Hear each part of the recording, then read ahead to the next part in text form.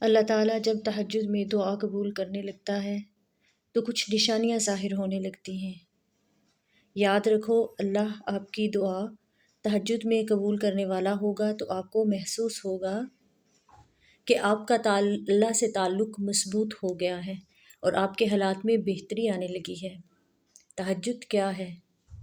یہ وہ فرض نماز ہے جو ہم پر فرض نہیں کی گئی، تو پھر اس کا اتنا اجر کیوں ہے؟ آپ نے کبھی یہ سوچا اس کا اجر اس لیے ہے کیونکہ اس کا پیغام نہیں آتا، اس کے لیے خود اٹھا جاتا ہے۔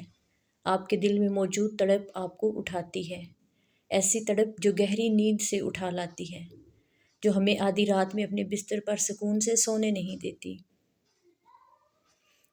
اور اس تڑپ کے ساتھ جب بندہ اپنے رب کے حضور اپنی پیشانی زمین پر رکھتا ہے تو وہ اس سجدہ اپنے فرش سے عرش پر لے جاتا ہے۔ اس خدائے بزرگ و برتر کی رحمت اپنے بندے کو اپنے سائے میں لے لیتی ہے۔ بندہ اپنے رب کے سب سے زیادہ قریب ہوتا ہے۔ اس وقت بندے کا بہایا ہوا ہر آنسو آنکھ سے بہتا ہے اور سکون دل میں اتار دیا جاتا ہے، ہر تکلیف ہوا میں کھو سی جاتی ہے۔ اس وقت رب اتنا قریب محسوس ہوتا ہے کہ لگتا ہے بس وہ ہمیں ہی سن رہا ہے۔ وہ ہمارے اندر ایک ایسا یقین پیدا کر دیتا ہے کہ اس نے ہماری مانگی ہر دعا کو قبول کر لیا ہے اور ہماری ہر خواہش کو صحیح وقت پر پورا کر دے گا۔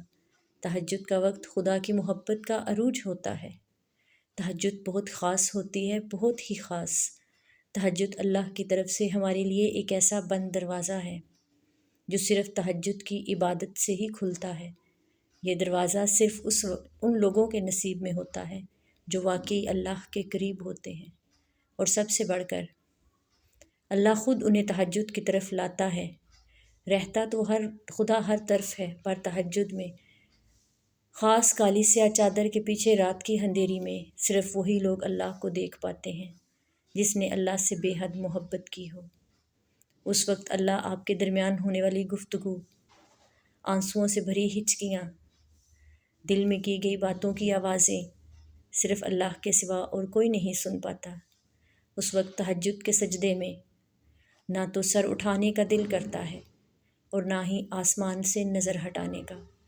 اگر ایسا ہو جائے تو کبھی اسی دوران تمہاری اللہ سے تہجد میں ملاقات ہو جائے اور وہ تمہارے روبرو آ جائے، وہ منظر تمہارے لیے معجزے سے کم نہیں ہوگا۔ تہجد پڑھنے والوں کے لیے معجزے غیب سے اتارے جاتے ہیں۔ رات کی تاریکیوں میں جب کوئی شدت سے اللہ کو پکارتا ہے تو سارے عرش والے بھی اس کی جانب متوجہ ہو جاتے ہیں۔ پھر اللہ فرماتا ہے، کہو کیا مانگتے ہو، کہو کیا فریاد لائے ہو، کہو کیوں رو رہے ہو اے دن بھر مسکرانے والے۔ پھر جب تم اپنی عرضیاں اسے سناتے ہو تو اس کے روبرو سجدے میں گر جاتے ہو، تو وہ حکم دیتا ہے ان دعاؤں کی قبولیت کا جن کے جواب تمہیں لگتا تھا کبھی نہیں آنے والے۔ پھر وہ تم سے کہتا ہے، لو بھر دیا دامن تمہارا، یقین کی جھولی پھیلانے والے کن لکھ دیا گیا ہے۔ اب میں تمہارے نصیب میں مان گیا ہوں، میں مان گیا ہوں تم سے مجھ کو منانے والے۔ تمہیں لانا تھا مجھ تک یہ امتحان تو بس تھے بہانے۔ تہجد میں تو کچھ خاص ہے، تبھی میرے اللہ نے اس کو اتنی فضیلت والی عبادت کہا ہے۔ کچھ تو خاص ہے، تبھی اللہ اپنی عبادت کے لیے پہلے آسمان پر آتا ہے۔ کچھ تو خاص ہے، تبھی اللہ کسی کسی کو چنتا ہے، جس کو چن لیتا ہے پھر اس کے لیے معجزے کرتا ہے۔ تمہارا تہجد تک آنا ہی تمہاری دعاؤں کی قبولیت کی سب سے بڑی نشانی ہے۔ پھر تم کیوں اس کی دیری کو اس کا انکار سمجھتے ہو؟ تہجد اللہ کی طرف سے دعوت نامہ ہے۔ جب اللہ کو کسی سے ملاقات کرنی ہو اور بات کرنی ہو تو وہ اسے تہجد کی لگن لگا دیتا ہے۔ جب یہ سارا جہاں خاموش ہوتا ہے پھر رات کی تاریکی کے اس عالم میں خدا اپنے بندے سے ہم کلام ہوتا ہے، اور تب یوں محسوس ہوتا ہے جیسے شاہراہ کی حدوں کو توڑے ہوئے وہ رب ہم میں سما گیا ہے اور محبت کی کیفیت دوڑنے لگتی ہے۔ پھر میرا رب فرماتا ہے، مانگ مجھ سے میرے بندے، تو نے جو مانگا میں نے دیا تجھے۔ مگر تب اللہ کے سوا کسی کی طلب ہی نہیں رہتی، اور پھر طلب اللہ کی ہو اور وہ نہ ملے، ایسا تو ممکن ہی نہیں۔ تہجد کا آغاز انسان سے تو ہو سکتا ہے مگر اختتام صرف اللہ ہے۔ دل میں اٹھتی ہوئی مسلسل تکلیف جب رات بھر جگائے رکھتی ہے تو روح کی بے چینی اللہ کے روبرو لا کر کھڑا کر دیتی ہے۔ پھر کچھ درد سنایا جاتا ہے، دعا کے لیے بے جان ہاتھوں کو اٹھایا جاتا ہے۔